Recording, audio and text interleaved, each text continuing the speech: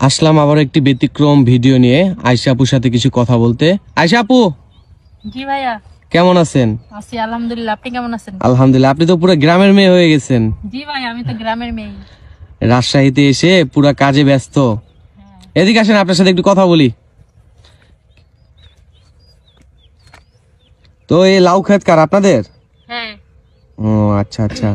আচ্ছা আপু, মানে প্রতিবেদন তো অনেক করলেন জীবনে, তাই না? জি। এখন পর্যন্ত জীবনের মানুষ পান নাই? না ভাইয়া, পাই নাই দেখে তো চলে আসছি আবার। এখন কি করতেছেন মূলত বলেন তো? মূলত কিছু করি না, আপাতত এমনি বইসাই আছি বাসায়। মানে পেট তো চলা লাগে না? হ্যাঁ। এই লাউ ক্ষেত কি আপনাদের? আমাদের না, মানে পাশের বাসার আন্টিদের, তার সাথে আসছি আর কি। আন্টি ভিতরে গেছে। ও, এখানে কি কাজ করতেছেন কিভাবে মানে? কাজ করি না, শাক তুলতে আসছি, খাবারের কিছু নাই তো তাই। ও আচ্ছা আচ্ছা। যাক, আবারও আপনার জীবন গল্প তুলে ধরি আমরা। সুপ্রিয় দর্শক, এই বোনটির নাম আয়শা, রাজশাহী প্রভা থানা। অনেকবার প্রতিবেদন করেছে, বাট জীবনের মানুষ মানে একটা মানুষ যে পাওয়ার, ওই মানুষটা এখনো পায় নাই। তার জীবন গল্প আজ আমরা আপনাদের মাঝে তুলে ধরবো। আচ্ছা আয়শা, তোমার সম্পর্কে একটু বলো তো আমাদের বোন। কি বলবো, আমি তো আপনাদের ওইখানে গেছিলাম বিয়ের জন্য, লোক খুঁজতেছিলাম, পাই নাই। তো আম্মু অসুস্থ, তো বাসায় চলে আসতে হয়েছে, আয়সা পড়ছি। ও আচ্ছা আচ্ছা। আন্টির এখন বর্তমান কি অবস্থা? আছে, আল্লাহ রাখছে, একটু ভালো আছে।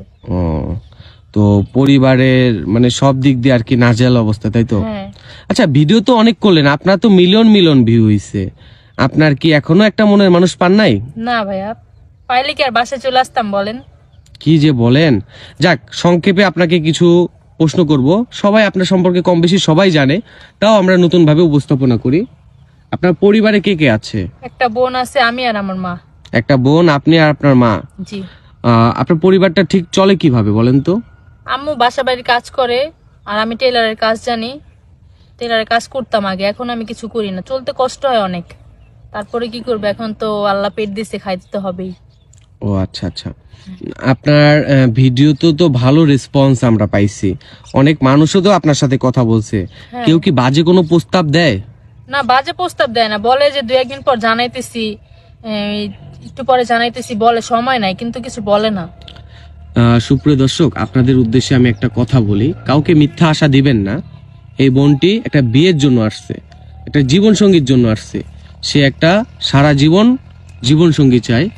তো আপনারা যদি কেউ দায়িত্ব নিতে চান, সরাসরি ইনশাল্লাহ আমরা বিয়ে করে দিব, কোনো সময় নিব না। যদি কোনো হৃদয়বান ব্যক্তি থাকেন, বোনটির সাথে যোগাযোগ করবেন, আমাদের জানাবেন।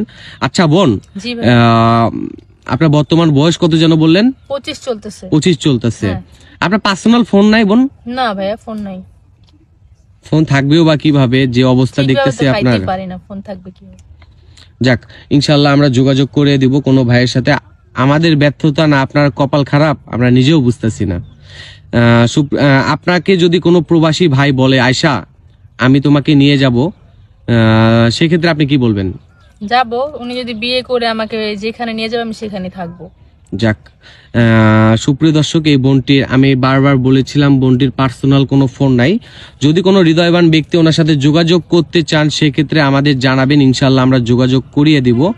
এই ডিসপ্লেতে দেওয়া একটি নাম্বার রয়েছে, নাম্বারটি ইমো এবং হোয়াটসঅ্যাপ দুটিই আছে। যদি কোনো ভাই ওনার সাথে যোগাযোগ করেন, একটা স্ক্রিনশট দেওয়া আছে, ইনশাল্লাহ যোগাযোগ করে দিব, কোনো সমস্যা নেই। আচ্ছা বোন, বিয়ের পরে হাজবেন্ডকে নিয়ে কোথায় যাবেন? কোথায় যাব, উনি আমাকে যেখানে নিয়ে যাবে, আমার তো শখ আছে হজ করতে যাব তাকে নিয়ে। মাশাআল্লাহ মাশাআল্লাহ, এভাবে ফ্রেশ মনেরই থাকবেন ইনশাআল্লাহ। আচ্ছা বোন, ভালো থাকেন, সুস্থ থাকেন, আল্লাহ হাফেজ। আচ্ছা, বলো।